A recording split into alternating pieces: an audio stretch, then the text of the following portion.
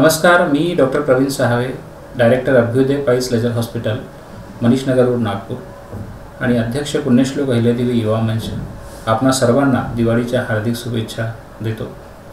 येणारी दिवाळी ही आपल्याला आरोग्यमय, सुखमय आणि सुखी जीवनाची वाटचाल करण्यासाठी निरंतर प्रेरणा देव या शुभेच्छासह मी आपणास आपल्या या दिवाळीच्या शुभ मुहूर्तावर आपण आरोग्यमय दिवाळी कशी साजरी करावी याविषयी काही सांगणार आहे।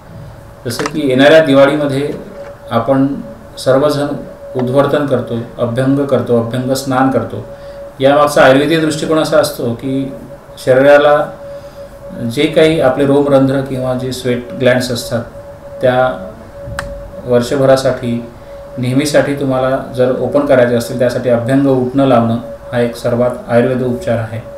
त्यानंतर अभ्यंग म्हणजे तिळाच्या तेलाने किंवा विशिष्ट औषधी सिद्ध तेलाने पूर्ण अंगाला स्नेहन किंवा मालिश करणे, त्यानंतर कोष्ण जलाने अंघोळ करणे हे दिवाळीचे जे उपक्रम आयुर्वेदाच्या दृष्टिकोनातून खूप महत्त्वाचे आहेत।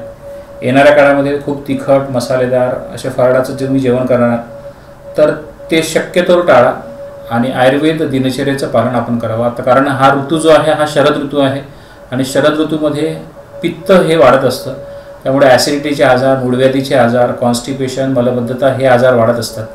तेव्हा येणाऱ्या दिवाळीमध्ये आपण आपल्या पित्ताला चांगलं ठेवण्यासाठी काही जसे की आवळ्याचा मुरब्बा असेल, जे थंड पदार्थ आहेत त्याचं सेवन आपण करू शकता आणि चांगल्या फराळांचा आस्वाद घेत तुम्ही आनंदमय आणि आयुर्वेदमय दिवाळी कशी साजरी करू शकता यासाठी आपण प्रयत्नशील राहिलं पाहिजे।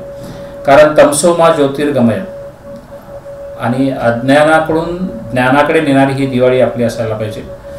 प्रकाशमान करणारी दिव्यांची जी रांग असते या दिव्याच्या रांगेतून आपल्याला काही संदेश ही दिवाळी देत असते की आपल्या दैनंदिन जीवनातून समाजातील वंचित आणि उपेक्षित लोकांसाठी आपण काही करू शकतो का, त्यांच्या जीवनात दिवाळी आपण साजरी कशी करू शकतो का यासाठी आपण प्रयत्नशील असलं पाहिजे। किमान made for India and vocal for local या आपल्या नाऱ्याचा आपण उपयोग केला पाहिजे। जे रोड साईड्स लोक आपले पंत्या विकत आहेत त्या लोकांच्या जीवनात सुद्धा आपल्याला काही उपक्रम राबवता येईल का यासाठी त्यांच्याकडून जे काही खरेदी आहे ती ऑनलाईन खरेदी न करता आपण आपले जे समाज बांधव आहेत, आपले जे भारतीय आहेत त्यांच्याकडून काही शॉपिंग करू शकतो का। कारण ऑनलाईन शॉपिंगचे हा पैसा आपला विदेशात जातो आहे, तर आपल्या भारतातील लोकांसाठी आपण त्या माध्यमातून का होईना एक समाजसेवेचं ऋण आपण फेडू शकतो।